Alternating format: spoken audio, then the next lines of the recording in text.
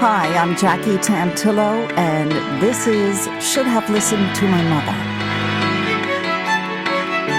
A few words that are closely associated with my guest are coincidences, adrenaline rush, preparedness, situational awareness, earthquakes, hurricanes, tsunamis, Army Ranger, black belts, singer-songwriter, the list goes on and on. He's also an author. He's written a book, After Disaster, Insider's Perspective from the Heart of Chaos. And I'm sure your mom was very, very proud of you. Eddie Minyard, welcome to Should Have Listened to My Mother.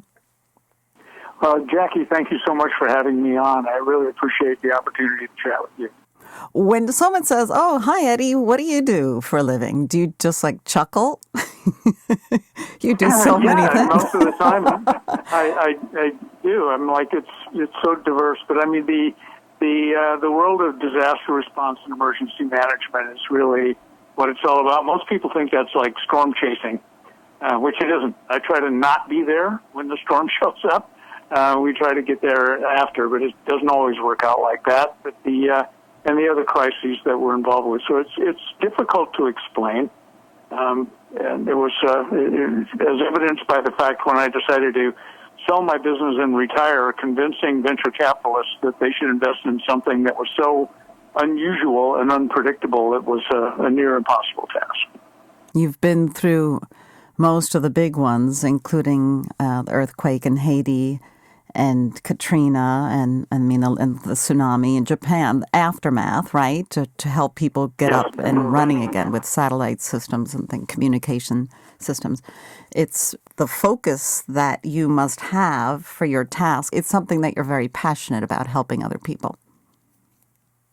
Yes, that's true. I mean, the first time you really get involved in seeing the human impact of what you do, the hook is immediately set. And, I really began to realize that after 9/11, working with the Port Authority of New York and New Jersey and a lot of the financial houses in New York, beginning on 9/12 of that year.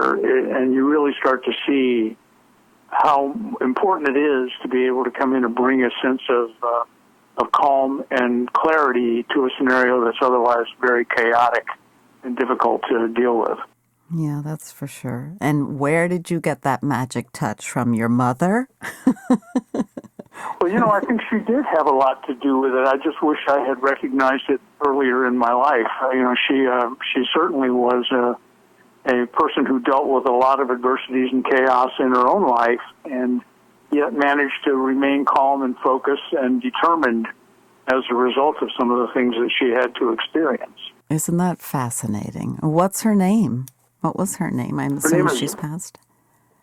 Barbara, she passed in 1998. I still think of her every day as I drink my coffee from her coffee cup. But nevertheless, her name was Barbara Joyce. Barbara Joyce Chafin was her final name, married to my stepfather. But Nicholson was her maiden name. And what you mentioned challenges and obstacles that she had to deal with. Yes, it started early for her. Sadly, she was the only child of a single mom. Never knew her father until she was in her 50s. Her mother, my grandmother Mildred, was a polio victim and had multiple sclerosis. So she was a caregiver as well as being a child. She turned 16 in February of 1951, and I was born in April. So she was a very young mother, and yet still dealing with all of that at home. And she really did have to deal with quite a bit in the struggles.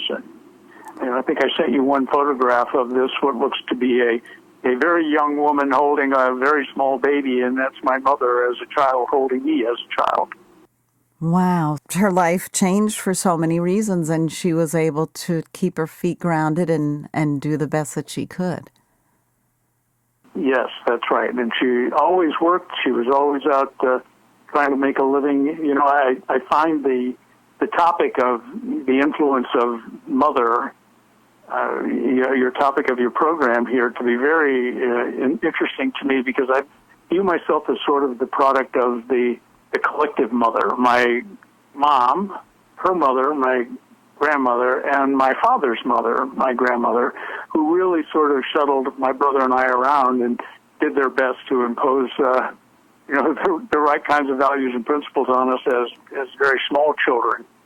And Mom, at the same time, trying to keep her own head above water and work. Divorced from my dad at an even earlier age. By the time I was 5, they were divorced. And so she was really kind of that forced into independence on her own in a time where, that was a woman who was usually expected to stay home and rattle in pots and pans, I think, in the 1950s and the early and mid-50s, and she was out making a living. I imagine your mom was blindsided with the divorce, and here she was alone raising a child. And I assume that she had the support of all the maternal, paternal grandparents, etc.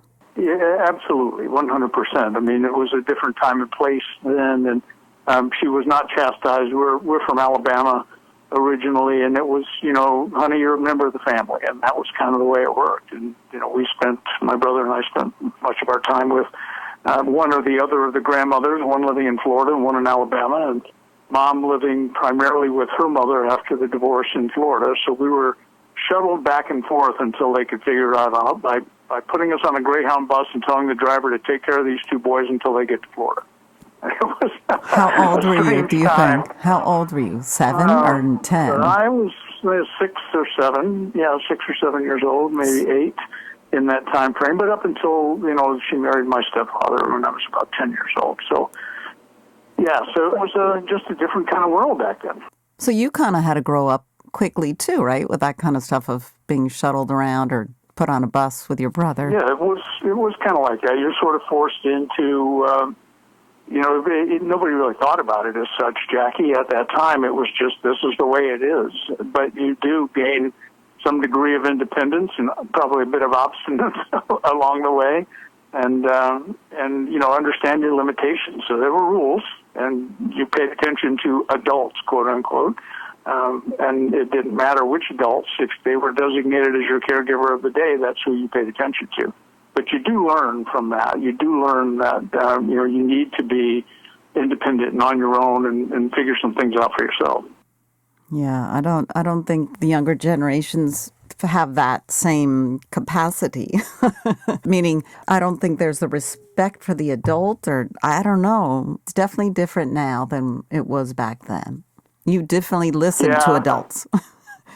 I hear the same thing. I mean, I can tell you from my own kids growing up, I can't tell you how many times I heard them say to others, "You ain't the boss of me," regardless of the strata that they were in at the time. So what kind of work did your mom do to help support you and your brother? Wow. So, she did pretty much everything that a person could imagine doing. She was a waitress for the longest time when we were early on, and she worked as a receptionist, and she really had, obviously having me at the age of 16, meaning she was married by 15, she didn't finish high school.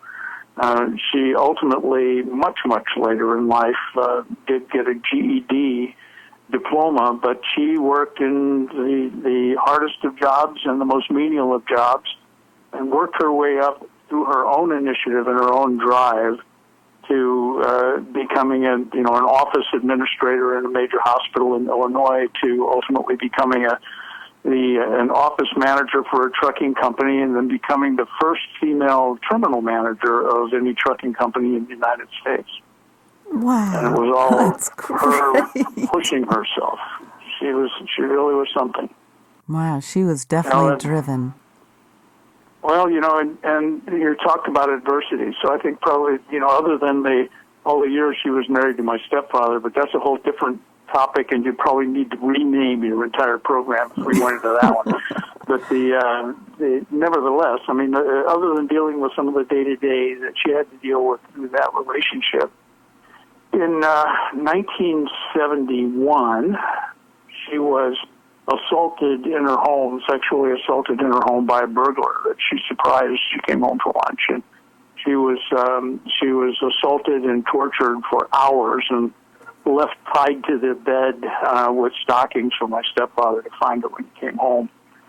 And rather than shrinking into her shell, which, she certainly had the right to do that, she became a very strong and vocal advocate for women's rights, and went on television and had interviews, and really started to get out and discuss these things with the world, to fight it back and to learn new things.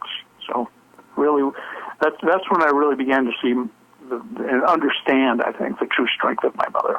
How old were you when this happened, do you think? I was 20 years old, 21 years old. I just returned from the service myself. So. Oh, that must have been so tragic for all of you. It was, yeah. But she was remarkable. How we dealt with it. Yeah, that's pretty incredible. Where does she get that strength from? I think that the fact that, if you go back one generation and look at her mother, my grandmother, who, as I said, was a polio victim and had multiple sclerosis. I never saw her when she wasn't in braces or with crutches or ultimately in a wheelchair, but I also never saw her when she wasn't smiling and had the most radiant outward appearance and, took care of other people's children, even though she had those conditions herself. And just was all about, moving forward and doing things that, she wouldn't accept the fact that she had limitations and just moving it forward. So I know that, that strength came from her side. And my mother definitely inherited it as she went forward. Did she advocate for sexual assault victims and survivors for many years?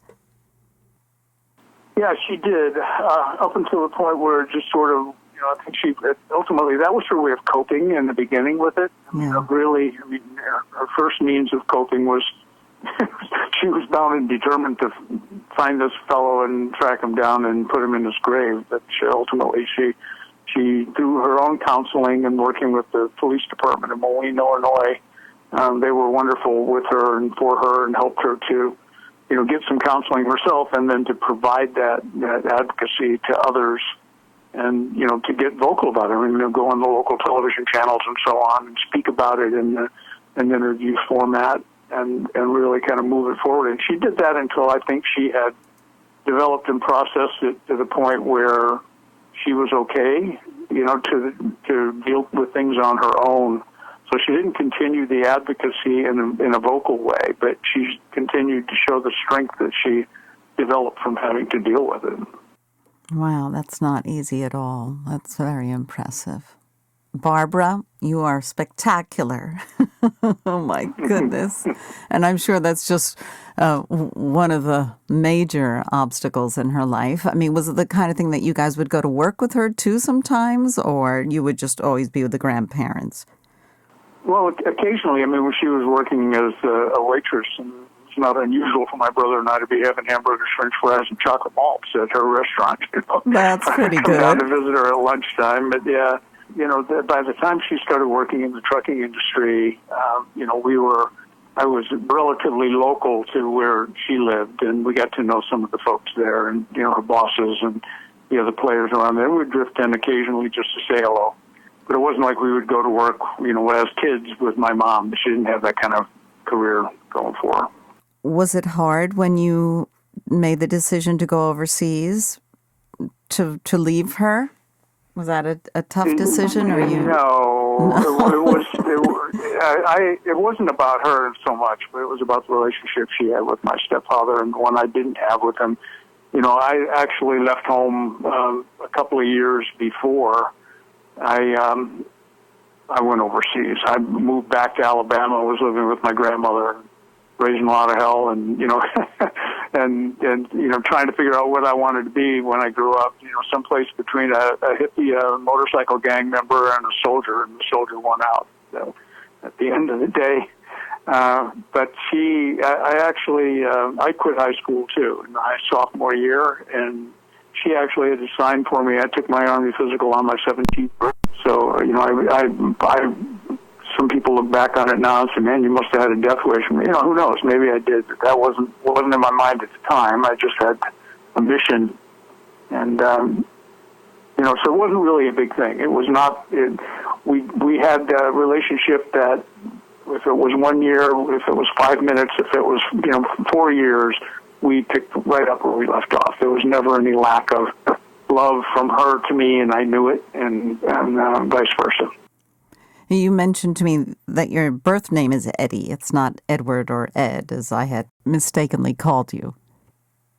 It is okay, because and you know what? I call myself Edward for decades, because it wasn't, Eddie's not very professional now, is it?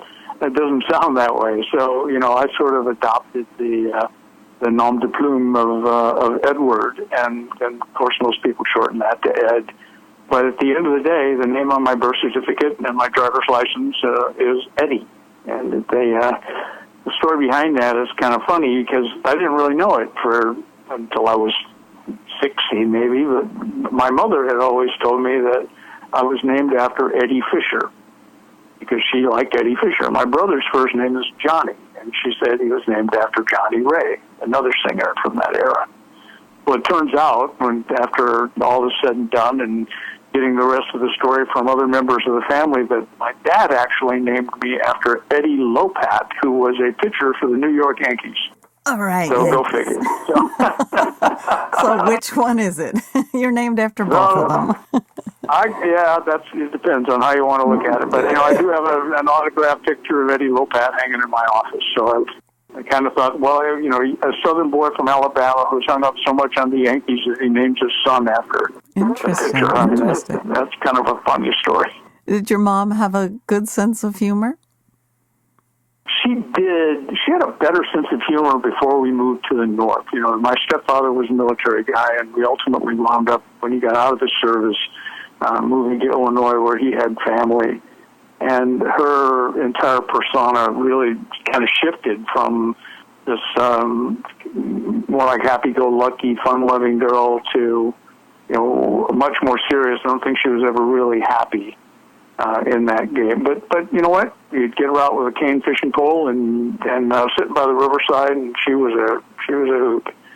And as she came into herself and got, started to, mature and become comfortable in her own skin, everybody you would ever talk to about my mom would use that term. She was a hoot. She was a piece of work, because she had no filter at all. And would just as soon bust on you as not, but she would also be your biggest fan in your corner. Did she had people supporting her, right? You said she got married at a young age and the family was there. Did people think that, she had made some bad decisions in her life, or she was pretty confident? If she was a hoot, she must have had some confidence. Yeah, she did have a lot of confidence, and how much of it was false bravado and how much of it was true confidence is hard to tell. There's a line. I mean, I never saw her shaken about challenges that were put upon her. She just kind of knuckled down and get to it. And as a result of that, she pushed a lot of confidence building things towards my brother and I too. I mean, we always had chores to do. We always had things that we were expected to do around the house and deliver on. And in return, we'd leave in the morning, and in the summertime, I'd come home all day until the streetlights came on, and that was cool too, because she instilled that level of independence and confidence on us as well. Yeah, I think that's a wonderful attribute to teach your children. Obviously, they have to learn that there are some sort of boundaries, but I think that's a wonderful attribute. Did she ever feel sorry for herself? Was she ever to the point of breaking that she's just like, why do I have to work so hard? Why do I have to? Never saw her get like that. I mean, I just saw her aiming for the bigger goal, and ultimately at the end, she did very well. She worked in the trucking business, as I said, and she independently started a company doing medical billing for, certainly not a lot of computers involved in that time, a lot of forms involved, but doing billing for dental offices and medical offices, and she she did okay financially, and then immediately went and gambled it all away on riverboats, that was her thrill. She got to the point where she was able to drive her big Cadillac cars and go to the casino, and every bit of it was through blood, sweat, and tears.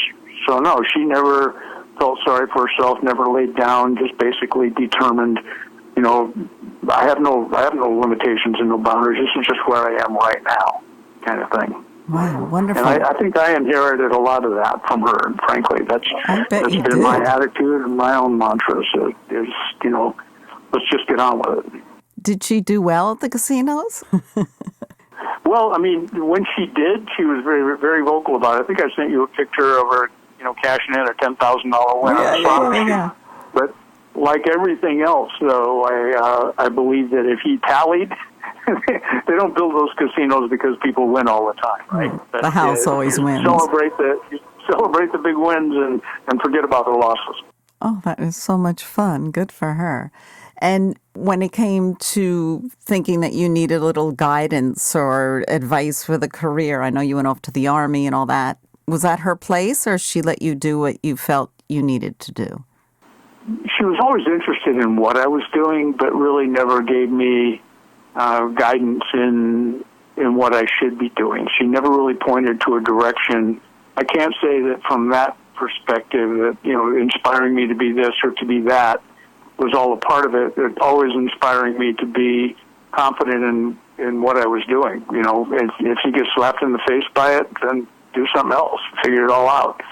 That was more the kind of level of support that she gave. I mean, obviously, if things were bad, she was the one that would slide me the $20 bill every now and again, right? When things were tough, when I first came home from the service or before I went to the service, don't tell your stepdad, kind of thing. Oh, it's the best. But, yeah, right, and it was good. And she went on providing that kind of leadership example, that independent, carve your own path, break the ice, and move forward. I mean, even right up to her death. I mean, she developed something that was called CREST syndrome. Each of the letters stands for something, and none of it's good, but there's no cure for it. My brother and I had her to Mayo Clinic and a number of other places. And at Mayo, they basically said, look, Barbara, you got 3 years maybe left, and we can put you on these experimental drugs. It'll mess up your quality of life, but you may be able to help other people as a result of doing that. And her response was, screw those other people. I'm going to get on with my life and enjoy what I've got left. So she suffered through, the challenges of that, even to the point of having to be on oxygen all the time, and never lost her positive mental attitude about the whole thing. Really was only hospitalized once, and I was away and called her, and when I found out she'd been hospitalized, and said, look, I'm coming there to see you. It was a Wednesday night. She said, no, you're not. I'll be out of here on Friday. And she watched the, basketball game with my niece that night and never woke up the next day. Wow, but right to the very end, she was herself, 100%. Wow. So she was able to show love toward you guys, you and your brother. I'm assuming had good relationships with your mom. Oh, yeah. But she supported you. You asked him, he said, yeah, he'll tell you that she was your favorite, but I really was. Depending on what you believe, maybe I'll get to meet her one day in our next life. She sounds wonderful. Yeah, she was. She was something. Do you have any particular sayings that you can remember her using? I do, but I'm not going to say them over the air in this politically correct climate that we all live in today. As I said, no real filters. But she was something else. But basically, her goal was, basic advice to me always was, honey, just keep your love about you, and that's kind of her. That's a good one. That's a really good one. Is religion or spirituality a part of your life growing up? Well, in a way, I guess it kind of was. I mean, we were, down home Southern folks, so we had a whole litany of religious experiences from the earliest days where everybody in the family were Upper Cumberland Presbyterian and went to these tent revivals and all of that through, significant focus later on Oral Roberts. In fact, my grandmother swears that my maternal grandmother swore that she cured me from stuttering by putting her hand on the television and on my head when Oral Roberts was giving a sermon, and that knocked the stutter right out of me. I don't know what happened, but then she married my stepfather, who was strong Southern Baptist. His brother was the dean of the Billy Graham College of Evangelism in whatever they are, Louisville. Wow. And then when we moved north, though, it really sort of went away. I mean, Johnny and I were still conscripted to take a bus to Sunday school, which we did in a Baptist church. But even that went away after, we got into our early teen years. So really, it really wasn't a strong element of our family life. It was or was not? It was, right? To a it certain was in the point. beginning, yeah, and then it just sort of dwindled away, after that. Everyone was pretty staunch Christian, good Southern Bible thumpers there in the beginning, but it just sort of went away. Well, it certainly, you have a huge heart. You're always giving so much, and I admire that and respect that so much. In the work that I've done and some of the encounters that I've had, you used the word coincidence when you did your introduction, and I'm not sure that there are any. I think that it took me a long time to finally wake up to the fact that there was a lot more going on. You could call it divine intervention, divine direction, whatever you want to call it. But, I've been in places and done things and had encounters that if I had written them down and submitted them to Hollywood, they would say, we can't make that movie. It's impossible. Nobody would ever buy into it. And I'd have to agree. But yet there it was. And how does that all happen? So it's taken me a lot longer to come around to realizing that than I probably should have, or to accepting it, I think, than I probably should have. But you've seen humanity. You've seen humanity and human nature really shine through. You talk about it in your book. Even the people of Puerto Rico who really struggled from the hurricane, and yes. the one touching story, well, not the one touching story, the story of the little boy in Haiti when he was carrying the 50-pound bag of rice. Mm-hmm. And you were able to help him. You want to just tell that story briefly? Yeah, sure. That was one of the major giveaways where we would come with our trucks full of rice and oil and beans and water. And this kid, literally the size of one of my grandkids. He's a small, diminutive kid, and he's dragging this 50-pound bag of rice, and I picked it up. But where he led me to, I took him by the hand. I don't speak good Spanish or French, but I was able to get the point across to him what I wanted to be able to do. And the shelter, if you want to call it that, where these folks were basically, if you saw it from the air, it would look like a patchwork quilt. It was just blanket and tarps and blankets and sheets and whatever they could stand up to keep the sun off of this, warren is the best way to describe it. And the kid took me by the hand and led me in throughout all of this thing, and it was a situation which could have gone south in a lot of different ways, but didn't, and walked me all the way through to where his family was. And we gave him the rice, and that kid stood there and looked right up at me and gave me a man's handshake, looking me dead in the eye. Merci, merci, merci. It was quite moving in that regard. It kind of really puts a perspective on what this is all about, and why you do these things. And there have been these punctuating moments in every major event that I've been involved with. Most recently, since 2014, it's been the immigration unaccompanied alien children scenario at the southern border. We've been dealing with those shelters, since 2014, and you see things and you experience things in there that you got to scratch your head and say, number one, why is this? But number two, man, I'm glad I'm able to do something positive in the light of these children. Yeah. Wow. I think Barbara Joyce did a really great job, and you should be really proud. Because I think you carry a lot of your mom in you. Well, I wish I had recognized it a lot sooner than I did. That's the best way I can put it with my mom, and just how great and influential she was on me. I would have been much more appreciative for a lot longer time, maybe while she was actually alive. But she knew. There was no question about what she knew about how I felt about her. Eddie Minyard, his book, After Disaster, Insider's Perspective from the Heart of Chaos. Thank you for being a part of my podcast, Eddie. Jackie, it's an absolute pleasure, and thank you so much for giving me an opportunity to talk a bit about my mom and reflect on some of the things that you don't always reflect on a daily basis. So thank you.